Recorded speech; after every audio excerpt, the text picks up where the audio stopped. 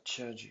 Cloud के syllabus की जहाँ तक बात है, तो क्लाउड काफ़ी ग्रैनुलर सिलेबस इसका डिवाइड किया गया है। बेसिकली तीन मेजर चंक्स के अंदर हम कह सकते हैं कि मिड वन के अंदर हमने ज़्यादा ये स्टडी किया कि क्लाउड बेसिकली होता क्या है, और उसमें हमने जनरल किसी एक सर्विस को टच नहीं किया। क्लाउड बेसिकली उसके कौन कौन से बिल्डिंग ब्लॉक्स हैं, कौन कौन से कंपोनेंट्स हैं उसके, उसको हमने देखा। फिर मिड टू के अंदर हमने AWS का एक जनरल इंट्रोडक्शन लिया, और AWS का ग्लोबल इंफ्रास्ट्रक्चर किस तरह का है, सिक्योरिटी के लिए क्या क्या करता है, नेटवर्किंग कैसी है एंड स्टाफ, वो हमने मिड टू के अंदर देखा। फिर फाइनल के अंदर आके हमने प्रॉपरली AWS को थोड़ा डीपली देखा, जिसके अंदर हमने उनकी compute services, storage services, databases, auto scaling और बाकी सारी चीज़ें देखी। तो इस तरह से ही मैंने इसको डिवाइड किया। और आगे चलते हैं मिड वन के सिलेबस में, इसको क्विकली थोड़ा सा गो थ्रू करते हैं। शुरू वाले जो एक दो लेक्चर्स हैं उनको आप स्किप कर सकते हैं, उनके अंदर कुछ भी नहीं है। जो इंट्रो के लेक्चर्स हैं, ये बेसिकली स्टार्ट हो रहा है लेक्चर थ्री से। और लेक्चर थ्री में शुरू में थोड़ी सी हिस्ट्री है, ये परहैप्स MCQs में पूछी जा सकती है, इसलिए मैंने यहाँ पे उनको नोट डाउन कर दिया है। स्टार्ट में जॉन मैकार्थी 1961 में, जिसने कहा था कि मैं जिस तरह की कंप्यूटर सिस्टम्स देख रहा हूँ उनमें आगे जाके पता नहीं क्या होगा, लेकिन 1961 के अंदर उसने कहा था जो भी कहा था। एरपानेट एक प्रोजेक्ट था 1969 के अंदर, वो हुआ था। ये भी क्लाउड कंप्यूटिंग के फंडामेंटल बिल्डिंग ब्लॉक्स हैं। 2002 के अंदर फॉर्मली अमेजोन ने AWS लॉन्च की थी, और क्लाउड कंप्यूटिंग ज़्यादा पॉपुलर हुई थी 2006 में आके, जब EC2 लॉन्च किया अमेजोन में।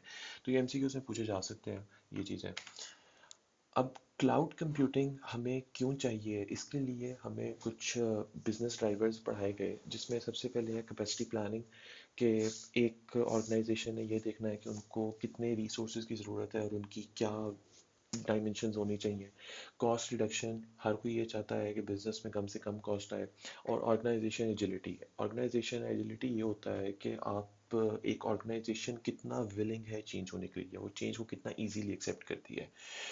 कुछ टेक्नोलॉजी इनोवेशंस जिनकी वजह से क्लाउड कंप्यूटिंग पॉसिबल हो सकी, उसमें क्लस्टरिंग है, ग्रिड कंप्यूटिंग है और वर्चुअलाइजेशन है। क्लस्टरिंग बेसिकली ये होती है कि जिसमें IT रिसोर्सेज को हम इकट्ठे एक साथ जोड़ देते हैं, ताकि वो एक लॉजिकली एक बड़ा एक रिसोर्स बन जाए। और जिसका फ़ायदा हमारा ये होता है, हमारे पास ये होता है कि हम छोटे छोटे रिसोर्सेज को जोड़ के एक बड़ा रिसोर्स बना देते हैं, जो एज अ होल ज़्यादा पावरफुल होता है। ग्रिड कंप्यूटिंग भी बेसिकली ये होता है, सिर्फ एक सिग्निफिकेंट डिफरेंस जो दोनों के दरमियान में है वो ये है कि ग्रिड कंप्यूटिंग एक ज़रा लूजली कपल्ड चीज़ का नाम है, और क्लस्टरिंग ज़रा टाइटली कपल्ड चीज़ का नाम है।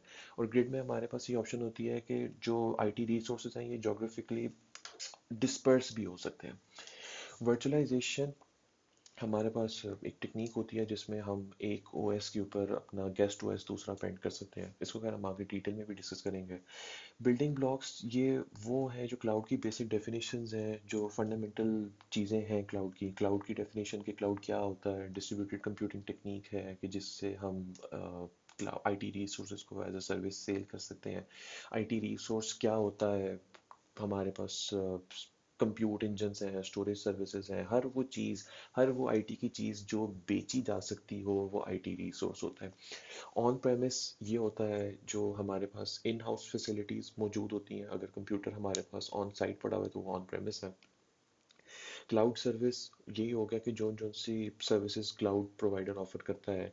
SLA होता है सर्विस लेवल एग्रीमेंट, जो क्लाउड कंज्यूमर और क्लाउड सर्विस प्रोवाइडर के दरमियान जो एग्रीमेंट किया जाता है उसको SLA कहते हैं। अब क्लाउड सर्विस कंज्यूमर के अंदर और क्लाउड कंज्यूमर के अंदर थोड़ा सा डिफरेंस इस चीज़ का है कि क्लाउड कंज्यूमर हमेशा कोई ना कोई बंदा या ऑर्गेनाइजेशन होगी, लेकिन जो क्लाउड सर्विस कंज्यूमर है ये कोई IT रिसोर्स भी हो सकता है जो उस सर्विस को उस वक्त अवेल कर रहा है। फिर स्केलिंग होती है जो ग्रेड में भी होगी इंशाल्लाह, ओ सॉरी, अच्छा। स्केलिंग होती है जिसमें हॉरिजॉन्टल स्केलिंग है और वर्टिकल स्केलिंग है। हॉरिजॉन्टल स्केलिंग ये होती है कि आप मजीद IT रिसोर्सेज ऐड करते जाते हो। वर्टिकल स्केलिंग ये होती है कि आप एक ही IT रिसोर्स के अंदर एक ही IT रिसोर्स को आप ज़्यादा पावरफुल बनाते जाते हो। हॉरिजॉन्टल स्केलिंग को ज़्यादा प्रेफर किया जाता है जनरली। अब क्लाउड कंप्यूटिंग के कुछ जो गोल्स हैं उनमें यह है कि इन्वेस्टमेंट हमारी कम हो, प्रोपोर्शनल कॉस्ट के, एक जैसे जैसे हम अपना बिजनेस एक्सपेंड कर रहे हैं उसकी कॉस्ट हमें कम आए। स्केलेबिलिटी कि हम कितना इजीली अपना बिजनेस एक्सपैंड कर सकते हैं वो हमारे पास ज़्यादा इजीली हो, और अवेलेबिलिटी और रिलायबिलिटी को हम इंश्योर करें कि अगर हमारा एक सर्वर डाउन हो गया है तो दूसरे के ऊपर हम कितना जल्दी शिफ्ट कर सकते हैं। लेकिन इसके साथ कुछ रिस्क भी हैं क्लाउड कंप्यूटिंग के, जिनमें ये है कि एक तो ये होता है कि जब हम डेटा प्रोवाइडर को दे रहे हैं अपना, तो उसके अंदर रिस्क ये होता है कि अब डेटा ज़्यादा जगह पे ज़्यादा वनरेबल है। एक ये इसके अंदर होता है, हम एक तो प्रोवाइडर के ऊपर ट्रस्ट कर रहे हैं और दूसरा जो अंडरलाइंग पाथ है हम उसके ऊपर भी ट्रस्ट कर रहे हैं। फिर ये होता है कि चूंकि अब हम एक सर्विस ले रहे हैं क्लाउड प्रोवाइडर से, तो हमारा कंट्रोल, बहुत सारी चीज़ें ये होती हैं जो हमें क्लाउड सर्विस प्रोवाइडर से मिलती हैं और हमें उनको एज इट इज़ यूज़ करना पड़ता है, हमारा ज़्यादा कंट्रोल उसके ऊपर नहीं होता, तो ये एक प्रॉब्लम है। फिर ये है कि पोर्टेबिलिटी नहीं होती। पोर्टेबिलिटी क्या होता है कि अब अगर आप AWS की सर्विसेज यूज़ कर रहे हैं और आपके कोई और दोस्त हैं जो Azure की सर्विसेज यूज़ कर रहे हैं और आप दोनों के दरमियान कोई IT रिसोर्स शेयर करना चाह रहे हैं, तो ये इतना इजीली पॉसिबल नहीं होता। फिर मल्टी रीजन कंप्लायंस, इसमें ये होता है कि कुछ स्पेसिफिक रीजन्स हैं जिनके कुछ स्पेशल रूल्स एंड रेगुलेशंस हैं, तो आपने उनको भी मलूज़ खातिर रखना है। तो वेल खैर, क्विकली गो थ्रू करते हैं कुछ रोल्स के अंदर। क्लाउड कंज्यूमर हमने पहले डिस्कस कर लिया, जो क्लाउड कंज्यूम करता है, जो सर्विस कंज्यूम करता है। सर्विस ओनर वो होता है जो सर्विस प्रोवाइड करता है।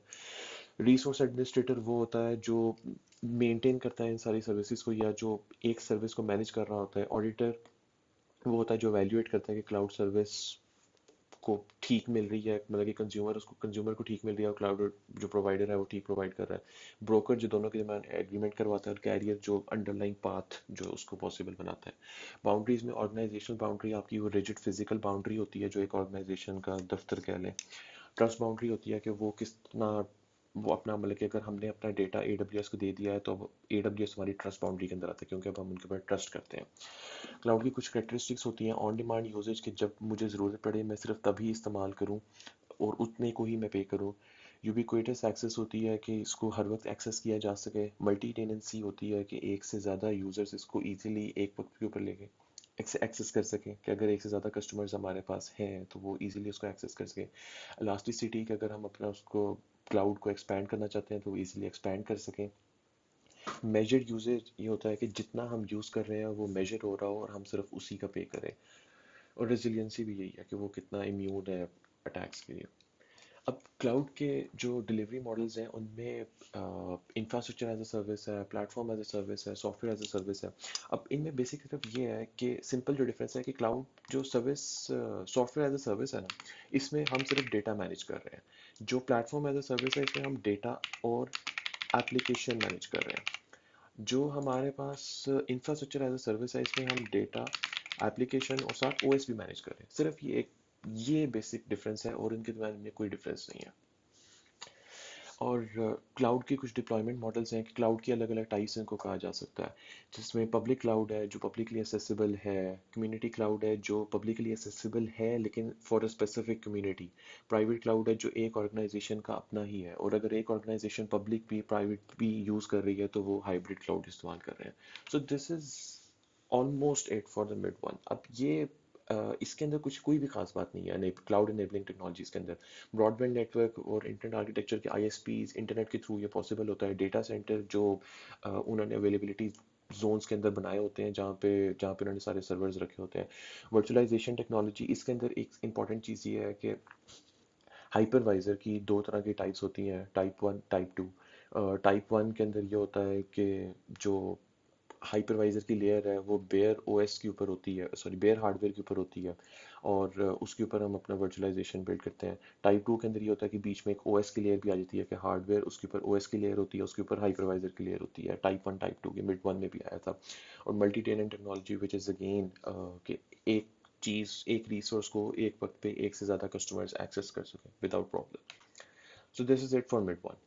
और मिड वन और मिड टू का थोड़ा सा ओवरलैपिंग सिलेबस भी था, उसको हम मिड टू में ही कवर कर लेते हैं। सबसे पहले what is AWS, I am still trying to figure it out.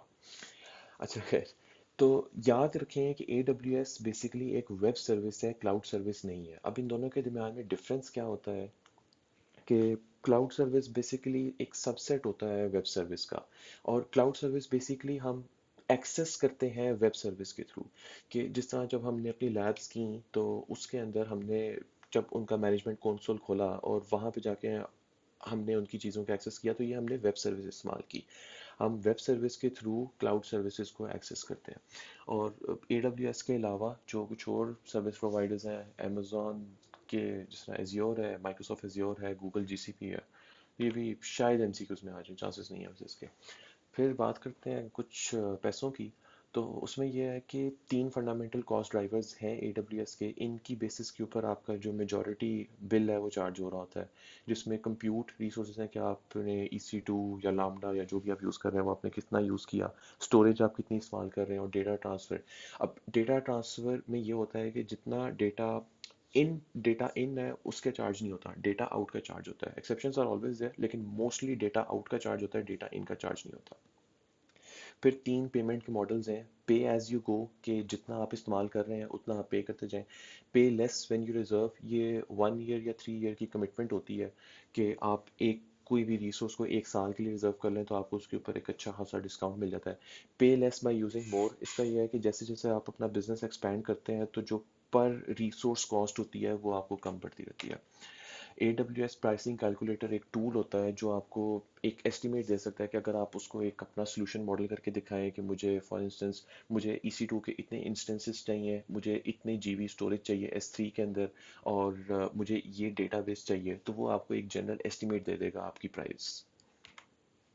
अब AWS ऑर्गेनाइजेशंस, ये अगर हम जो पूरा एक सॉल्यूशन होता है AWS का उसकी अगर बात करें, तो शायद सबसे जो हायरार्की अगर AWS की हो तो उसमें जो सबसे बड़े लेवल के ऊपर जो होगी, जो लेवल 0 के ऊपर हायरार्की होगी ना, वो AWS ऑर्गेनाइजेशन की होगी। कोई भी जो यूज़र है वो जहाँ से भी कोई भी चीज़ स्टार्ट करता है वो स्टार्ट सबसे पहले ऑर्गेनाइजेशन से करता है। ऑर्गेनाइजेशन के अंदर ही VPCs बनते हैं, VPCs के अंदर ही नेट सब नेट वगैरह सारी चीज़ें होती हैं।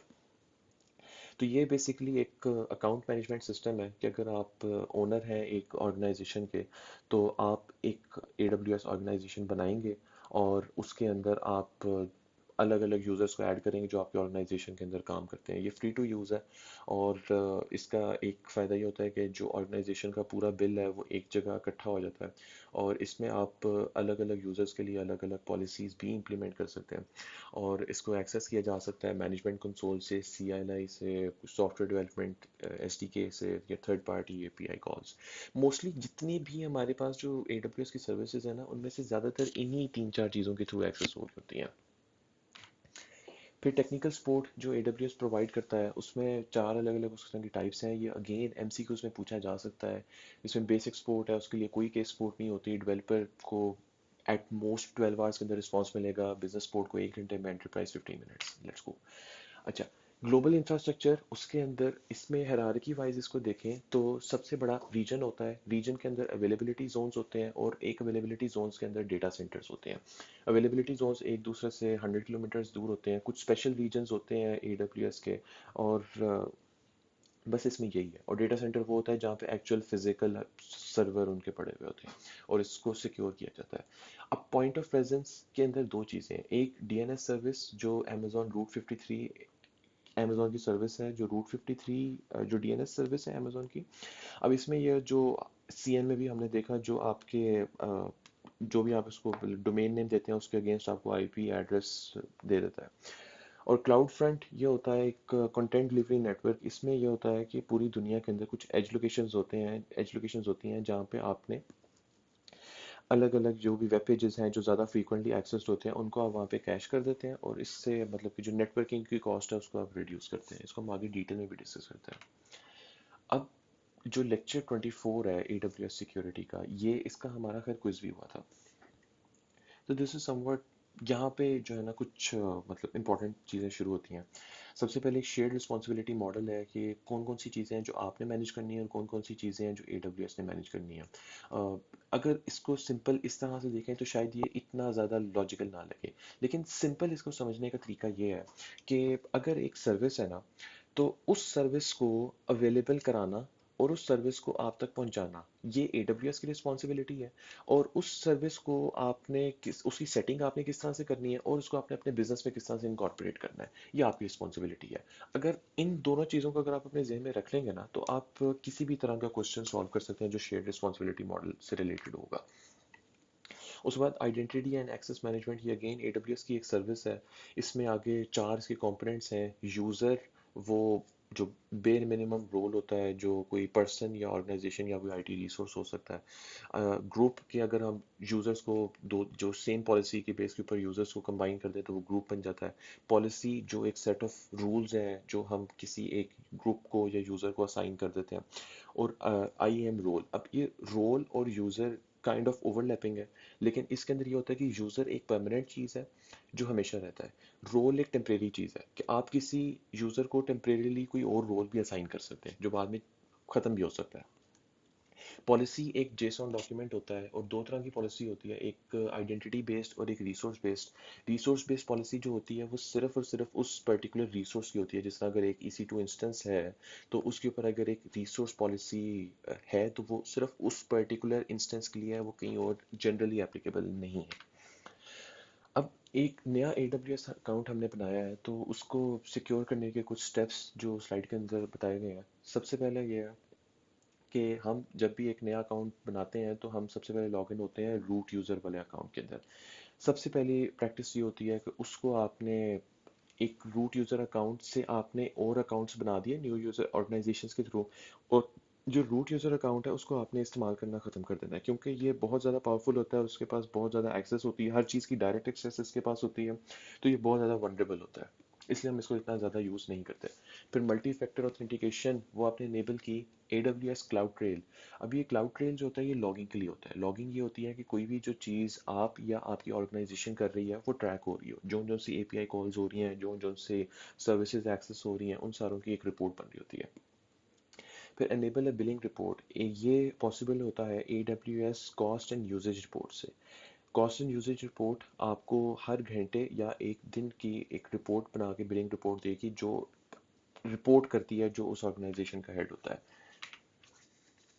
अब कुछ जो सिक्योरिटी सर्विसेज जो AWS प्रोवाइड करता है, जिसमें AWS KMS है। अब ये की मैनेजमेंट सर्विस हम कहाँ पे यूज़ करते हैं, अगर हमारे पास डेटा किसी जगह स्टोर हो रहा है तो उसकी इंक्रिप्शन के लिए कुछ कीज़ होती हैं। वो कीज़ कहाँ स्टोर हो रही होती हैं, वो KMS में स्टोर हो रही होती हैं। फिर Amazon कॉग्निटो, ये हमारे पास बेसिकली एक साइन इन ऐप होती है, जैसे JWT हम यूज़ करते हैं उसमें जावास्क्रिप्ट में। AWS आर्टिफैक्ट, ये हमें कंप्लायंस रूल्स एंड रेगुलेशंस के बारे में इंफॉर्म करता है। कोई भी अगर हम जिस भी चीज़ के ऊपर काम कर रहे हैं तो वो उसकी जो भी रूल्स एंड रेगुलेशंस है वो हमें प्रोवाइड करेगा। AWS शील्ड, ये सॉर्ट ऑफ फायरवॉल होती है जो हमें DDoS अटैक्स से प्रिवेंट करती है। DDoS stands for distributed denial of service, ये साइबर सिक्योरिटी के टर्म है। AWS इंस्पेक्टर, ये होता है कि ये आपके पूरे सिस्टम को मॉनिटर करता है और उसमें जहाँ जहाँ कोई भी जो सिक्योरिटी थ्रेट होती है वो आपको इन्फॉर्म करता है, और उसके मुतालिक जो भी बेस्ट प्रैक्टिसेस हैं वो आपको रिकमेंड करता है। AWS गार्ड ड्यूटी, ये होता है कि कहीं ये ML टेक्निक यूज़ करके कहीं भी देखता है कि अगर थ्रेट है तो उसको डिटेक्ट करता है और आपको नोटिफाई करता है। अब जो लेक्चर 25 है, AWS नेटवर्किंग और content delivery, this is very much similar to lot of things we studied in CN। तो हम इसको थोड़ा सा फास्ट ट्रैक करेंगे। बहुत सारी चीज़ें हैं जिसमें हमने पहले से ही कवर कर ली हुई हैं, और कुछ नई चीज़ें हैं जिनके ऊपर हम थोड़ा सा फोकस करेंगे।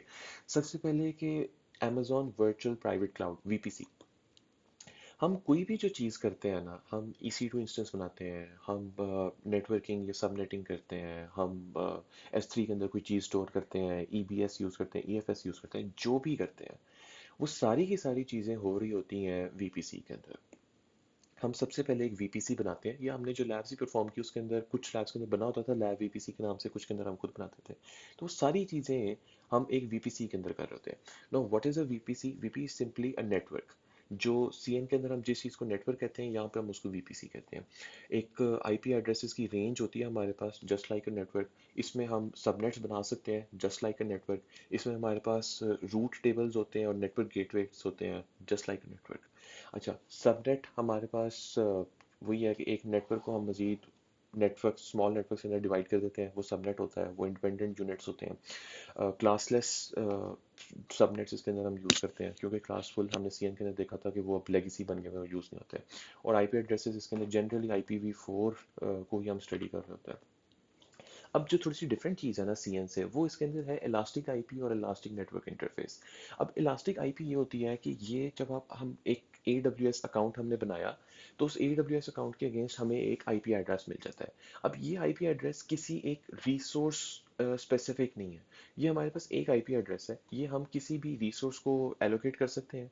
कुछ अरसे बाद वो आईपी एड्रेस हम उस रिसोर्स से निकाल के किसी और रिसोर्स को दे सकते हैं। मतलब कि वो हमारा आईपी एड्रेस है जो हम किसी भी रिसोर्स को एलोकेट कर सकते हैं।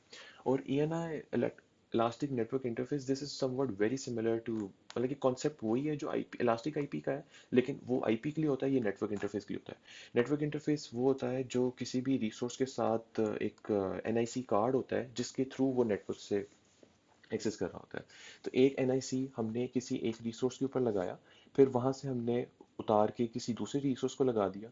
अब होगा ये कि इट्स एट्रीब्यूट्स फॉलो, इसका मतलब ये है कि जब हमने एक रिसोर्स के साथ उसको अटैच किया हुआ था, तो जो भी उसका प्राइवेट आईपी एड्रेस था वो उस NIC के ऊपर कॉपी हुआ हुआ था। लेकिन जब हमने वो NSI वो ENI वहां से मूव करके किसी दूसरे NIC के साथ अटैच किया, तो अब उसकी जो प्राइवेट सेटिंग्स हैं वो खुद ही कन्फिगर हो जाएंगी, वो हमें एक्सप्लिसिटली करने की जरूरत नहीं होती। फिर रूट टेबल्स, वही जो सीएन के अंदर हम रूटिंग टेबल्स देखते थे, वो यहाँ पे रूट टेबल्स हैं। ये एक सबनेट के ऊपर होते हैं, एक सबनेट का एक ही होता है और ये होना लाजमी है। और इसके अंदर एक डिफ़ॉल्ट एंट्री होती है लोकल के नाम से, इसको हम डिलीट नहीं कर सकते, ये परहैप्स MCQ में आ जाए। अब इंटरनेट गेटवे और नेट गेटवे ये बेसिकली होते हैं इंटरनेट से कम्युनिकेशन करने के लिए। अगर तो सबनेट पब्लिक है तो वो इंटरनेट से कम्युनिकेशन करेगा थ्रू इंटरनेट गेटवे। अगर सबनेट प्राइवेट है तो वो इंटरनेट से कम्युनिकेशन करेगा थ्रू नेट गेटवे। और ये नेटवर्क एड्रेस ट्रांसलेशन वही है जो सीएन के अंदर हमने देखी थी कि वो आपके प्राइवेट आईपी एड्रेस को ट्रांसलेट कर देता है पब्लिक आईपी एड्रेस में, और वाइस वर्सा। अब VPC शेयरिंग, VPC पेयरिंग और साइट टू साइट VPN, ये तीन कॉन्सेप्ट्स हैं जो AWS हमें एक्सप्लिसिटली प्रोवाइड करता है। VPC शेयरिंग ये है कि एक VPC आपका है, एक VPC आपके किसी दोस्त का है, उनके दरमियान कोई भी अगर आपने कम्युनिकेशन करनी है, कोई रिसोर्स शेयर करना है, तो वो पॉसिबल होता है VPC शेयरिंग के थ्रू। इसके लिए आपको इंटरनेट पे जाने की ज़रूरत नहीं होती। VPC पेयरिंग ये होता है कि, अच्छा सॉरी, ये कंफ्यूज हो गया। VPC पेयरिंग ये होता है कि जो दो इंटरनेट में जाने की जरूरत इंटरनेट पे जाने की ज़रूरत नहीं होती और आप आपस में कम्युनिकेशन कर सकते हैं। और VPC शेयरिंग ये होता है कि अगर आपने एक VPC बनाया, तो वो आप किसी दूसरे ऑर्गेनाइजेशन के साथ या आप एक ऑर्गेनाइजेशन के जो बाकी मेंबर्स हैं उनके साथ भी शेयर कर सकते हैं। अब साइट टू साइट VPN ये होता है कि ये एग्जैक्ट VPC पेयरिंग वाला कॉन्सेप्ट है, लेकिन VPC पेयरिंग के अंदर ये हो रहा होता है कि दो VPCs आपस में कनेक्ट हो रहे होते हैं। और यहाँ पे ये है कि इसमें एक VPC है और एक रिमोट नेटवर्क है। अब फॉर इंस्टेंस कि अगर आपका एक जो भी आपका डेटा सेंटर है या जो भी आपकी ऑर्गेनाइजेशन है, वहाँ पे आपका डेटा सेंटर है और आपका AWS का VPC है, उनके दरमियान कम्युनिकेशन करने के लिए आप site to site VPN use करते हैं। ये बेसिकली होता क्यों है? ताकि हम इंटरनेट को अवॉइड कर सकें। इंटरनेट को क्यों अवॉइड कर सकें? ताकि हमारे पास सिक्योरिटी वनरेबिलिटी का चांस मिनिमम हो।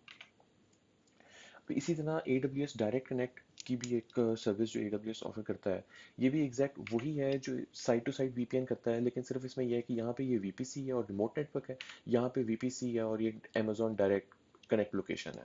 और ये VLAN यूज़ करते हैं, ये इसका स्टैंडर्ड प्रोटोकॉल है 802.1q, जो डायरेक्ट नेट के अंदर यूज़ होता है। और अगेन यूज़ इसका क्या है कि पब्लिक इंटरनेट को हमने अवॉइड करना है।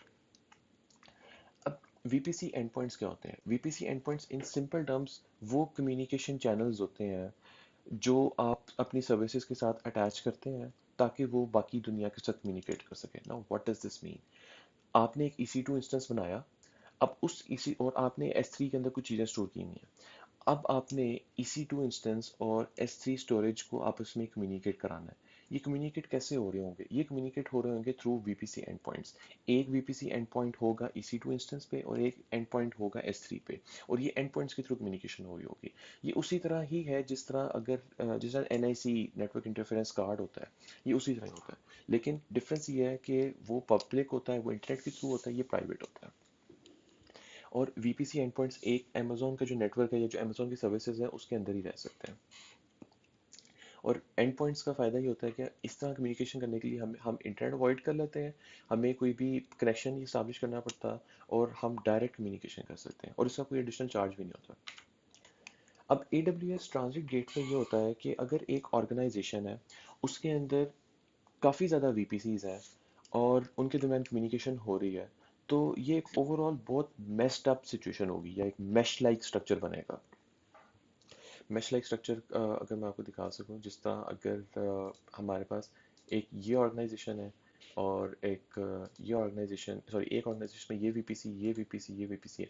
अब इन्होंने आपस में कम्युनिकेशन करनी है तो ये इससे कम्युनिकेट कर रहा होगा, ये इससे कम्युनिकेट कर रहा होगा, ये इससे कम्युनिकेट कर रहा है, ये इससे कम्युनिकेट कर रहा है, और मतलब हर कोई एक दूसरे से कम्युनिकेट कर रहा है। यहाँ पे जो ट्रांजिट गेटवे है, ये बीच में हमारे पास एक सेंट्रल आइडेंटिटी होती है कि अगर एक ये ऑर्गेनाइजेशन है, ये ऑर्गेनाइजेशन है, ये ऑर्गेनाइजेशन है और ये ऑर्गेनाइजेशन है, ये इससे कम्युनिकेट करेगा, ये इससे कम्युनिकेट करेगा, ये इससे कम्युनिकेट करेगा और ये इससे कम्युनिकेट करेगा, और आगे से ये जो ट्रांजिट गेटवे है ये खुद ही सारों के साथ मैनेज कर लेगा ट्रांजिट। जिस तरह हमने चैप्टर 6 के अंदर सीएन के हमने स्विचेस देखे थे कि अगर जितने भी जो डिवाइसेस हैं, वो बजाय इसके कि वो एक डिवाइस हर दूसरी डिवाइस के साथ कनेक्टेड हो, वो एक डिवाइस एक स्विच के साथ कनेक्टेड होती है और स्विच सारों के साथ कनेक्टेड होता है। तो वही सेम कॉन्सेप्ट यहाँ के ऊपर अप्लाई हो रहा है।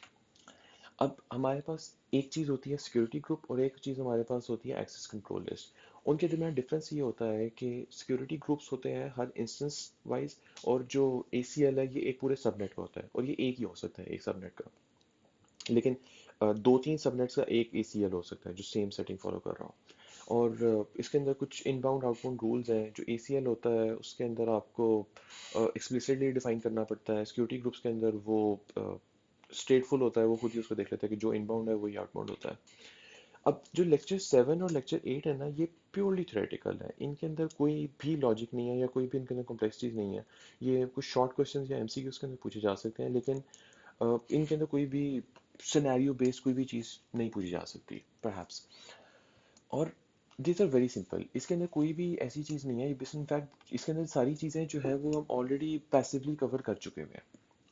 जिस तरह लॉजिकल नेटवर्क पैरामीटर ये होता है कि आपका नेटवर्क उसकी बाउंड्रीज क्या है, वो लॉजिकल नेटवर्क पैरामीटर उसे कहते हैं, और ये डॉटेड लाइन से हम उसको शो करते हैं। वर्चुअल फायरवॉल क्या होती है, जिस तरह AWS शील्ड अभी हमने पीछे देखी थी, जो आपको एक्सटर्नल अटैक से बचाती है, या एक्सटर्नल जो भी आपने कम्युनिकेशन करनी है वो उसको मॉनिटर करती है और उसके ऊपर कोई भी रूल अप्लाई कर सकती है।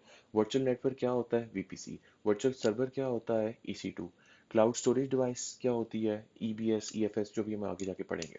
इसमें कुछ जो अलग अलग स्टोरेज लेवल्स होते हैं, फाइल, ब्लॉक। ब्लॉक सबसे छोटा यूनिट होता है जो ब्लॉक स्टोरेज होती है, और आगे फाइल हो तो उसमें ऑब्जेक्ट और ब्लॉक में हम आगे डिफरेंस भी देखेंगे। फाइल्स जो हमारे पास फाइल्स होती हैं, डेटा सेट्स ये हमारे पास टेबल्स की फॉर्म में होते हैं, और ऑब्जेक्ट्स जो हमारे पास JSON या किसी भी फॉर्म में हो सकते हैं, ये वेब बेस्ड रिसोर्सेज के लिए बेसिकली। क्लाउड यूसेज मॉनिटर क्या होता है कि जितना क्लाउड क्लाउड हम यूज़ कर रहे हैं, क्लाउड की जो जो सी सर्विसेज हम यूज़ कर रहे हैं उसको मॉनिटर करना। और इसके कुछ कंपोनेंट्स हैं। मॉनिटरिंग एजेंट वो ये करता है कि वो सिर्फ मॉनिटर करता है, करता कुछ नहीं है, just like United Nations. Resource agent ये होता है कि ये एक पर्टिकुलर रिसोर्स के ऊपर होता है और ये उसका देखता है कि ये इसके अंदर कौन कौन से लॉग इन हुए हैं, कौन से लॉग आउट हुए हैं, क्या सर्विसेज इसके ऊपर हुई हैं।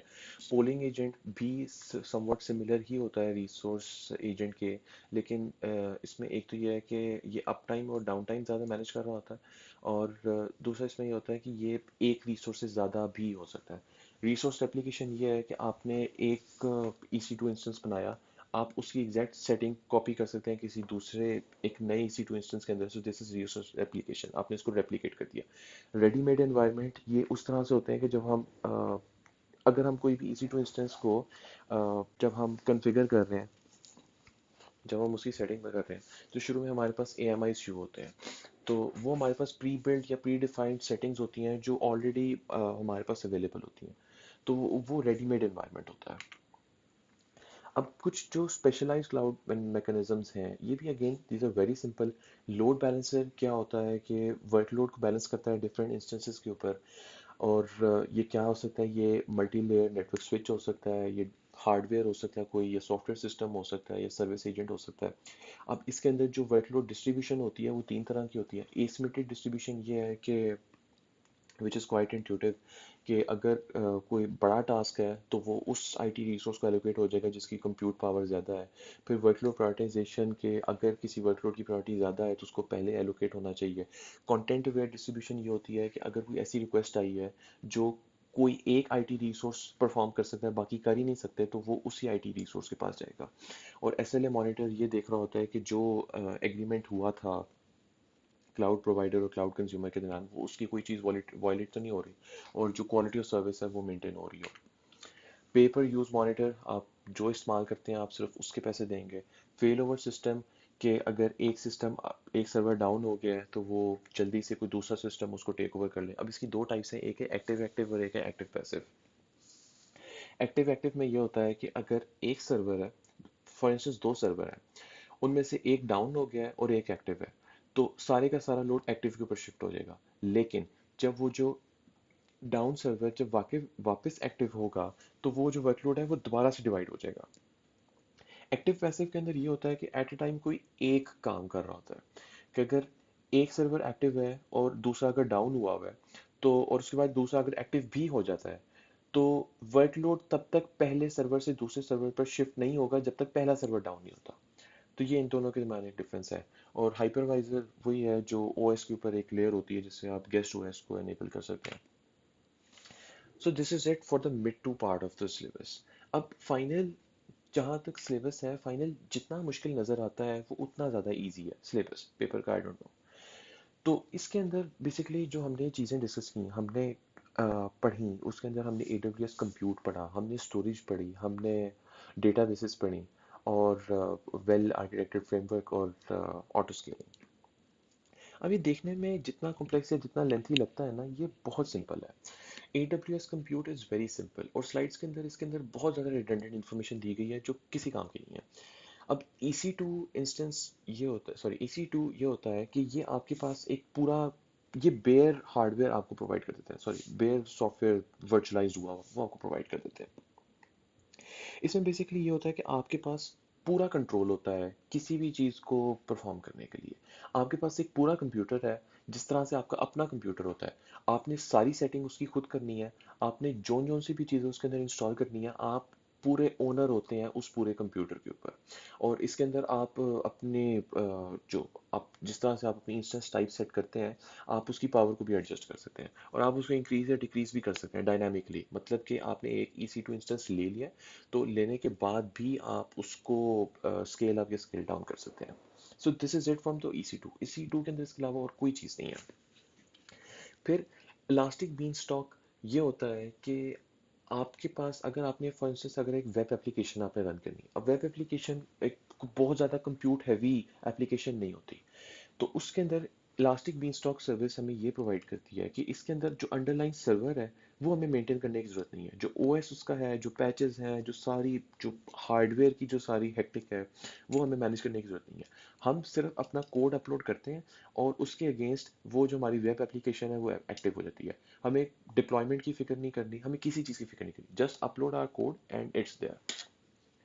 अब लामडा फंक्शन ये भी यही होता है, लेकिन ये एक शॉर्ट टर्म होता है, ये मैक्सिमम 15 मिनट्स के लिए रन होता है।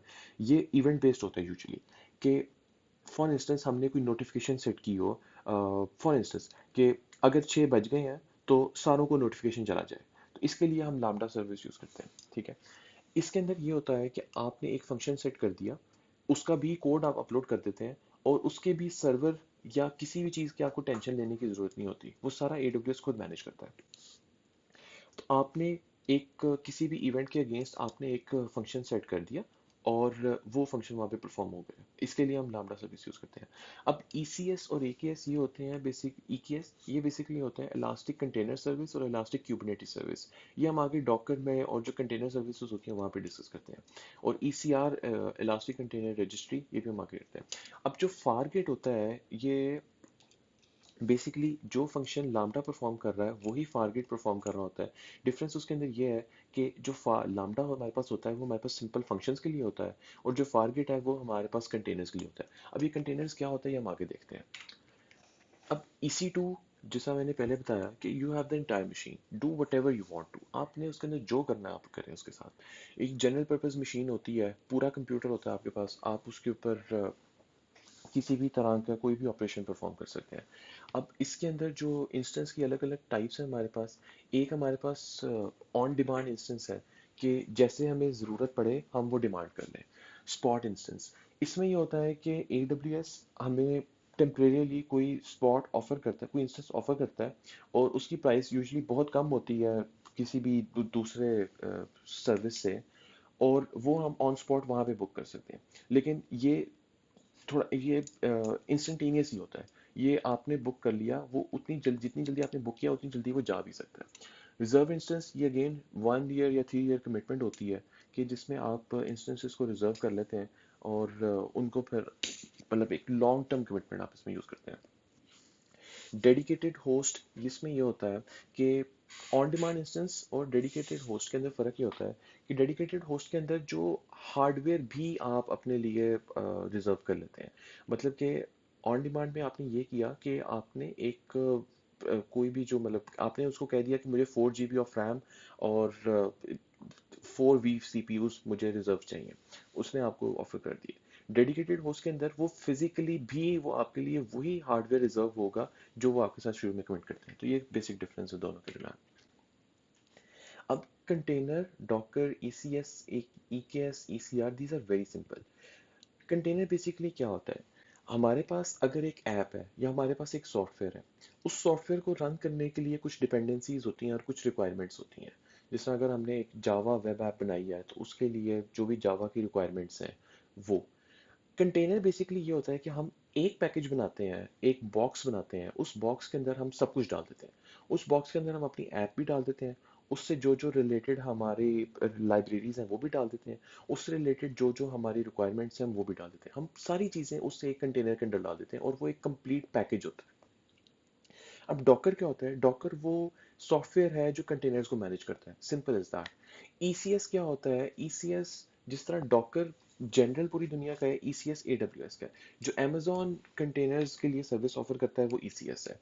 अब क्यूबरनेटीज क्या होती है, जिस तरह डॉकर्स हैं या कंटेनर्स हैं ना, क्यूबरनेटीज भी यही होती है, लेकिन सिर्फ ये एक स्पेशलाइज्ड फॉर्म होती है कंटेनर्स की। इस कोर्स के स्कोप तक हमारे लिए इतना जानना ही काफ़ी है कि क्यूबरनेटीज सिर्फ एक स्पेशलाइज्ड फॉर्म ऑफ कंटेनर्स है। और ECR क्या होता है, ECR ये गिटहब है कंटेनर्स का। इसके अंदर ये होता है कि हमने एक कंटेनर बनाया, उसको हम ECR के अंदर स्टोर कर देते हैं, वो कोई दूसरा बंदा भी एक्सेस कर सकता है। यहाँ पे सारी कंटेनर्स की इमेजेस पड़ी होती हैं और यहाँ से कोई भी बंदा रिट्रीव या अपलोड कर सकता है। बेसिकली जो उसके लिए वर्ड्स यूज होते हैं वो पुश और पुल के होते हैं। तो एग्जैक्टली जो फंक्शन हमारे पास गिटहब परफॉर्म कर रहा होता है कोड के लिए या किसी भी ऑनलाइन किसी भी रिसोर्स के लिए, वही फंक्शन ECR परफॉर्म कर रहा होता है कंटेनर्स के लिए। अब लामडा और इलास्टिक बीनस्टॉक जो हमने पहले डिस्कस किया कि lambda is simply run my code, I don't know about server, I don't know about what is going on, मुझे सिर्फ अपना ये मेरा कोड है ये मुझे रन करके दो, और वो आपको रन करके देता है। लेकिन इसकी लिमिटेशन ये होती है कि ये मैक्सिमम 15 मिनट्स तक रन कर सकता है। इलास्टिक बीनस्टॉक ये होता है कि आपको सर्वर की फिक्र करने की ज़रूरत नहीं है, आपको कुछ और करने की ज़रूरत नहीं है, सिर्फ ये सिंपल आपकी वेब ऐप है, आप कोड उसके ऊपर अपलोड करेंगे और वो कोड आपको रन करके देगा, और ये दोनों सर्वरलेस होते हैं। So this is it from compute. AWS compute जो लेक्चर 26 है वो हमने कवर कर लिया, उसकी सारी चीज़ों को हमने टच कर लिया। अब हमारे पास जो AWS स्टोरेज है ना, इसके अंदर हमारे पास 4 तरह की टाइप्स हैं, EBS, EFS, S3 और S3 डीप आर्काइव। EBS क्या होता है, EBS होता है इलास्टिक ब्लॉक स्टोरेज, EFS होता है elastic file system file service, S3 हमारे पास simple simple storage service I guess, हाँ यही होता है, और डीप आर्काइव भी वही। अब बेसिकली EBS क्या होता है, जो हमने EC2 इंस्टेंस जो भी हम बनाते हैं उसके साथ जो इनेट मेमोरी उसकी अटैच होती है, सॉरी उसके साथ जो उसकी इनेट स्टोरेज अटैच होती है, जिस तरह एक कंप्यूटर के साथ उसकी हार्ड ड्राइव है या SSD है वो अटैच होती है, वो हमारे पास यहाँ पे EBS उसे कहते हैं। तो जो EC2 के साथ जो स्टोरेज अटैच होती है वो EBS होती है, simple is that. Virtual storage for your virtual computer is your EC2 and virtual storage is your EBS। EFS क्या होता है, ये नेटवर्क स्टोरेज होती है। जिस तरह एक नेटवर्क के अंदर या VLAN के ऊपर आप फाइल्स शेयर कर सकते हैं, वो चीज़ यहाँ पे पॉसिबल होती है अमेजोन के अंदर EFS के थ्रू। और ये इसके अंदर अंडरलाइन प्रोटोकॉल कौन सा होता है, that is called network file system protocol. ये एक वेल नोन प्रोटोकॉल है जो VLANs में यूज होता है बेसिकली। अब जो डिफरेंस हमारे पास है ब्लॉक स्टोरेज में और ऑब्जेक्ट स्टोरेज में, माइंड यू कि जो EBS है ये ब्लॉक स्टोरेज है और जो S3 है वो ऑब्जेक्ट स्टोरेज है। ऑब्जेक्ट स्टोरेज ये होता है कि एक ऑब्जेक्ट एक फाइल होती है, अगर हमने उसके अंदर कोई भी चेंजेस करनी है तो हमने पूरा ऑब्जेक्ट, उस पूरे ऑब्जेक्ट के अंदर चेंजेस होती हैं, वो पूरा ऑब्जेक्ट दोबारा से अपलोड होता है। ब्लॉक स्टोरेज ज़्यादा ग्रैनुलर होती है, जैसा पहले हमने देखा था कि जो ब्लॉक होता है ये smallest unit of accessible data होता है। तो ब्लॉक स्टोरेज हमें ये कहती है कि अगर हमने ब्लॉक के अंदर चेंज करनी है तो हम सिर्फ उसी ब्लॉक को अपडेट करेंगे। ऑब्जेक्ट स्टोरेज ये कहती है कि पूरा ऑब्जेक्ट चेंज करना पड़ेगा। सो दिस इज सिंपल डिफरेंस। अब जो S3 है ना, ये हमारे पास बेसिकली आर्काइव डेटा स्टोरेज होती है, ठीक है, जो निस्बतन सस्ती होती है EBS से। और ये एक थर्ड पार्टी सर्विस है, मतलब कि EBS डायरेक्टली अटैच होती है आपके EC2 के साथ, लेकिन S3 आप एक्सेस करते हैं थ्रू CLI मैनेजमेंट कंसोल या वट। अब ये जनरल स्टोरेज है स्टैटिक फाइल्स के लिए, आपके पास फोटोज हैं, वीडियोस हैं, कोई भी चीज़ है। जो बेसिक क्लाउड स्टोरेज जिसे हम जनरली आम जुबान में कहते हैं ना, वो बेसिकली हमारे पास S3 है। अब ये EC2 के साथ डायरेक्टली अटैच नहीं होती, इसकी कोई भी लिमिट नहीं होती, वर्चुअली अनलिमिटेड स्टोरेज है इसकी। आप जितना इसमें स्टोर करना चाहते हैं आप करें, और उसकी पर GB प्राइस होती है। अब इसके चार अलग अलग इसके टाइप्स हैं, जिसमें सबसे पहले जो सबसे कॉस्टली होता है वो S3 स्टैंडर्ड होता है। अगर S3 स्टैंडर्ड आप नहीं करते, अगर आपका डेटा ज़्यादा आप नहीं एक्सेस करते, तो आप उसको इनफ्रीक्वेंट एक्सेस में मूव कर देते हैं। अगर आप उससे भी कम एक्सेस करते हैं तो आप उसको ग्लेशियर में मूव कर देते हैं। अगर उसके बाद अगर आप डीप आर्काइव में मूव कर देते हैं।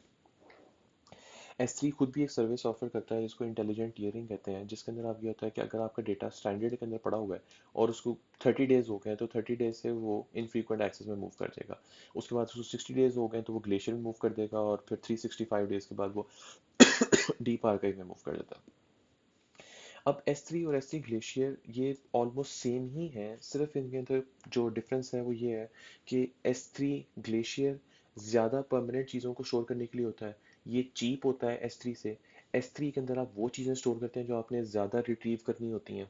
और S3 का जो नोमेनक्लेचर इन दोनों के दरम्यान में है वो ये है कि डेटा ऑब्जेक्ट्स की फॉर्म में स्टोर होता है बकेट्स के अंदर S3 के अंदर, और डेटा आर्काइव के अंदर स्टोर होता है वॉल्ट के अंदर S3 ग्लेशियर के अंदर।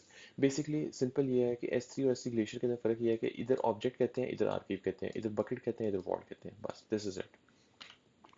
अब S3 को जो बकेट होती है उसको एक्सेस करने के लिए जो URL है उसकी दो अलग अलग टाइप है। एक ये हमारे पास पाथ स्टाइल URL है, एक ये वर्चुअल होस्ट स्टाइल URL है। पाथ स्टाइल के अंदर ये होता है कि जो बकेट का नाम है वो एंड पे आ जाता है, वर्चुअल होस्टेड में वो शुरू में आ जाता है। So this is it. अब जब हम डेटाबेसेस की तरफ मूव करते हैं ना, डेटाबेसेस की तरफ मूव करने से पहले हमने थोड़ा सा ये देखना है कि मैनेज सर्विस क्या होती है और अनमैनेज सर्विस क्या होती है। तो ये क्वाइट सेल्फ एक्सप्लेनेटरी ही है। मैनेज्ड सर्विस वो होती है कि जिसमें सारी मैनेजमेंट हमें AWS करके देता है। अनमैनेज सर्विस वो होती है कि जिसमें सारी मैनेजमेंट हमने खुद करनी होती है। मैनेजमेंट से क्या मुराद है? OS के पैचेस और फॉल्ट टॉलरेंस, स्केलिंग और जो भी सारी चीज़ें हैं वो मैनेज के अंदर AWS हमें करके देगा, और अनमैनेज के अंदर हमें खुद करनी पड़ेगी। यूजली मैनेज सर्विस जो है ये एक्सपेंसिव होती है अनमैनेज सर्विस से। लेकिन ये जो सॉरी जो मैन हाँ सही है कि हाँ मैनेज एक्सपेंसिव होती है, लेकिन मैनेज टाइम सेविंग होती है। अच्छा, अब AWS में चार तरह की डेटाबेसेस हैं and these are very simple, इनके अंदर कोई कॉम्प्लेक्स चीज़ नहीं है। सिंपल हमारे पास सबसे पहले Amazon RDS है। ये हमारे पास स्ट्रक्चर्ड के लिए होती है, जिसमें SQL है, माइक्रोसॉफ्ट SQL है। जो टेबल्स की फॉर्म में जो डेटाबेसेस होती हैं उसके लिए हम RDS यूज़ करते हैं। जो हमारे पास नो SQL फंक्शन होते हैं, जैसा MongoDB है उसके लिए, तो उसके लिए हम Amazon के अंदर DynamoDB यूज़ करते हैं। जो डेटा वेयर हाउस होता है, या जो डेटा एनालिटिक्स के अंदर, या जो मशीन लर्निंग टेक्निक्स के लिए जो हम अगर कोई डेटाबेस एम्प्लॉय करना चाहते हैं जो टास्क स्पेसिफिक हो, उसके लिए हम ये Amazon Redshift यूज़ करते हैं। Amazon Aurora हम यूज़ करते हैं। अगर ये बेसिकली स्ट्रक्चर्ड ही होती है, लेकिन Amazon RDS बेसिकली हमारे पास डिफरेंट मतलब कि वो थर्ड पार्टी भी अलाउ करती है, जैसे माइक्रोसॉफ्ट SQL है या पोस्टग्री SQL है, उसको भी अलाउ करती है। Amazon Aurora बेसिकली Amazon की अपनी सर्विस है, और ये ज़्यादा रिलायबल होती है। So this is it. और कौन सी सर्विस आपने कब यूज़ करनी है उसका ये स्लाइड्स के अंदर टेबल गिवन है कि अगर आपको रिलेशनल डेटाबेस या स्ट्रक्चर्ड डेटाबेस चाहिए तो आप RDS या अरोरा यूज़ करेंगे। अगर आपने नो SQL कोई फंक्शन करना है उसके लिए आप DynamoDB यूज़ करेंगे। अगर आपको ज़्यादा कंट्रोल चाहिए तो उसके लिए आप अपनी डेटाबेस एम्प्लॉय करेंगे EC2 के ऊपर। EC2 के अंदर आप MongoDB भी कर सकते हैं उसके ऊपर, क्योंकि वो आपका कंप्यूट इंजन है, आप उसके ऊपर जो मर्जी कर सकते हैं। और Redshift अगर आपका कोई टास्क स्पेसिफिक काम है, डेटा वेयर हाउस है, डेटा एनालिटिक्स है, मशीन लर्निंग है, वट। अब AWS well architected framework all I need is a good design. ये बेसिकली जिस तरह एसडीए के अंदर हमने डिज़ाइन प्रिंसिपल्स पढ़े थे, ये बेसिकली वही चीज़ है लेकिन क्लाउड के अंदर। क्लाउड सिस्टम या क्लाउड सोल्यूशन जब हम डेवलप कर रहे हैं, तो उसमें हमने किन किन चीज़ों का ख्याल रखना है, कौन कौन सी बेस्ट प्रैक्टिसेस हैं, उसके लिए अमेजोन ने खुद ही एक डॉक्यूमेंट बना दिया है जो 1000+ पेजेस का है। और उसके 6 बेसिकली मेन पिलर्स हैं, जो इन्हीं के ऊपर हमें मेन फोकस करना है। बाकी ज़्यादा पूरा डॉक्यूमेंट हम पढ़ भी नहीं सकते, ना पढ़ने की ज़रूरत है। तो 6 बेसिकली पिलर्स हैं उसके: operational excellence, security, reliability, performance, efficiency, cost optimization और सस्टेनेबिलिटी। ये सेल्फ एक्सप्लेनेटरी ही है। जिस तरह सस्टेनेबिलिटी ये है कि आप अपने एनवायरनमेंट का ख्याल रखें, आप रिसोर्सेज को वेस्ट ना करें। कॉस्ट ऑप्टिमाइजेशन ये है कि आप वही टूल चूज़ करें जो आपका सबसे ज़्यादा फिट कर रहा है आपके सिस्टम के साथ, सिर्फ आप वही यूज़ करें। परफॉर्मेंस एफिशिएंसी ये है कि आप सिर्फ उतना सिस्टम रिजर्व करें जितना आपको चाहिए और उसको मैक्सिमम यूटिलाइज करें। और रिलायबिलिटी ये है कि आपके पास सफिशिएंट बैकअप होना चाहिए। सिक्योरिटी ये है कि आप जोन जोन सी भी चीज़ें हो रही हैं उसको ऑब्जर्व करें, कहीं पे अगर कोई अलार्म है तो फ़ौरन उस चीज़ को ब्लॉक कर दें। ऑपरेशनल एक्सीलेंस ये है कि आप ज़्यादातर चीज़ों को ऑटोमेट कर दें ताकि जो मैनुअल हेक्टिक है वो कम से कम हो जाए। ट्रस्टेड एडवाइज़र अगेन AWS की एक सर्विस है जो आपका सारा आर्किटेक्चर मॉनिटर करती है, और कहीं पे अगर कोई चीज़ है जो आप बेस्ट प्रैक्टिस नहीं कर रहे तो आपको कहती है कि आप बेस्ट प्रैक्टिस करें। या ऑटो स्केलिंग बेसिकली ये होती है कि जैसे जैसे ये बेसिकली वो कोर बैकबोन है जिसकी वजह से क्लाउड सक्सेसफुल हुआ था। ऑटो स्केलिंग बेसिकली ये होती है कि अगर आपका लोड ज़्यादा हो गया है तो वो खुद ही आपका जो सिस्टम है उसको एक्सपैंड कर दे। अगर आपका लोड कम हो गया है तो वो वापस अपने ओरिजिनल के ऊपर आ जाए। इसके लिए लोड बैलेंसर्स होते हैं जो हमने हमने पहले डिटेल में डिस्कस किया मैकेनिज्म्स के अंदर। क्लाउड वॉच मॉनिटर कर रहा होता है आपके सिस्टम को, और कहीं पे अगर कोई एबनॉर्मेलिटी आती है यूजेज के अंदर या कोई और, तो वो अलार्म भेजता है और उस अलार्म की बेस के ऊपर आपका सिस्टम स्केल अप हो जाता है या स्केल डाउन हो जाता है। EC2 खुद से ऑटो स्केल हो सकता है EC2 ऑटो स्केलिंग के थ्रू। उसके लिए आपको एक्सप्लिसिटली लोड बैलेंसर लगाने की ज़रूरत नहीं भी होती, जिसमें आप उसके लिए मिनिमम मैक्सिमम और नॉर्मल वैल्यू सेट कर देते हैं, और वो खुद ही स्केल अप या स्केल डाउन उसके अंदर होता रहता है। So this is it from our syllabus. हमने थ्योरेटिकल जितना सारा पोर्शन था वो सारे का सारा कवर कर लिया है। लेकिन प्रॉब्लम ये है कि हमने कोर्स जितना भी सारा पढ़ा वो हमने 99.9% सारी चीज़ें थ्योरेटिकल देखी हैं। लेकिन एग्जाम जो अभी हमने मिड वन मिड टू जहाँ तक अभी हमने ऑब्जर्व की है उसके अंदर सिनेरियो बेस्ड क्वेश्चंस भी आ रहे हैं। अब उसका सोल्यूशन क्या है या उसकी प्रैक्टिस हमने कैसे करनी है, तो उसका एक ही हमारे पास रिसोर्स है, क्योंकि कहीं से भी पास पेपर्स नहीं मिल रहे। और कुछ पास पेपर्स जो मिले हैं उनमें यह है कि उसके अंदर वो एज्योर का जो आर्किटेक्चर है वो फॉलो हो रहा है, हमने AWS फॉलो किया है, तो वो चीज़ें मैच ही नहीं कर रही हमारे साथ। लेकिन लैब्स हमारे पास एक रिसोर्स ऐसा है जहाँ पे हम सिनेरियो बेस्ड क्वेश्चंस को एटलीस्ट थोड़ा बहुत देख सकते हैं। वो किस तरह, वो यूँ कि अब जिस तरह AWS की लैब है, ये हमारी पास जो लैब 1 का जो फाइनल प्रोडक्ट था ना वो हमारे पास ये है।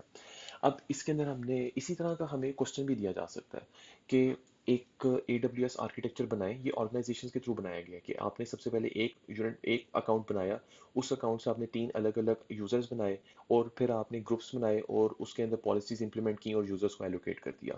ये exact scenario based question theory के फॉर्म में आ सकता है और कहा जा सकता है इसका सिनेरियो बनाओ। या हमारे पास अगर कोई और फॉर्म हो जिस तरह ये है, इसके अंदर ये कहा जा सकता है कि जिस तरह ये एक VPC यहाँ पे इंप्लीमेंट हुआ हुआ है जिसके पब्लिक और प्राइवेट सबनेट्स हैं, इंटरनेट गेट पे इंप्लीमेंट हुआ हुआ है। इस तरह की किसी भी तरह के कोई सिनेरियो बेस्ड क्वेश्चन भी बनाया जा सकता है। न्यूमेरिकल्स आई डोंट नो, लेकिन वो मोस्ट प्रोबेबली बिलिंग से रिलेटेड ही होंगे, या प्रोबेबिलिटी का क्वेश्चन जैसा मिड टू में आया था। आई स्टिल डोंट नो कि हाउ टू सॉल्व दैट, लेकिन कुछ भी आ सकता है।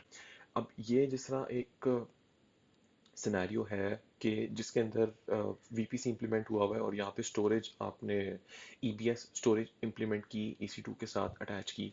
अब इसमें ये है कि ये 8 GB रूट वॉल्यूम है जो इस इंस्टेंस के साथ अटैच है और 10 GB इसके साथ अटैच है। इसका मतलब ये है कि जिस अगर ये इंस्टेंस है ना, तो इसकी जो वर्चुअल स्टोरेज है ना वो 8 GB है, और इसकी जो वर्चुअल स्टोरेज है वो 10 GB है। सिंपल उसका ये मतलब है, जिस तरह एक फिजिकल कंप्यूटर में होता है वो एग्जैक्ट सेम चीज़ यहाँ पे होती है। ये भी हमारे पास एक लैब है जो जिसके अंदर डेटाबेस इंप्लीमेंट हुई हुई है।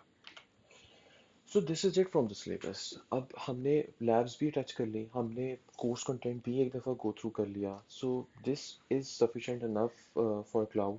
मेन जो चीज़ों का जो ख्याल रखना है वो ये है कि किस तरह से लॉजिक क्लाउड के अंदर सबसे अच्छी चीज़ ये है कि सारी की सारी चीज़ें लॉजिकल है। एक चीज़ का जो नाम है ना, वो वही चीज़ परफॉर्म कर रहा होता है। जिस तरह अगर EC2 इलास्टिक कंप्यूट क्लाउड है, वो कंप्यूट परफॉर्म कर रहा है और उसके अंदर ये हो रहा है सिंपल बेसिक कि आपके पास बेयर हार्डवेयर है और आप उसके अंदर कोई भी चीज़ बिल्ड कर सकते हैं। तो बहुत सारी चीज़ें लॉजिकल हैं, सिर्फ लॉजिक अगर किसी चीज़ का नहीं भी पता लग रहा तो उसको लॉजिकली सोचने की कोशिश कर रहे हैं कि ये क्या हो सकता है। सो विद दैट जो कोर्स है वो मोर लेस कवर हो ही जाता है। और या this is it, now you are a senior solutions architect at fast web services, congratulations.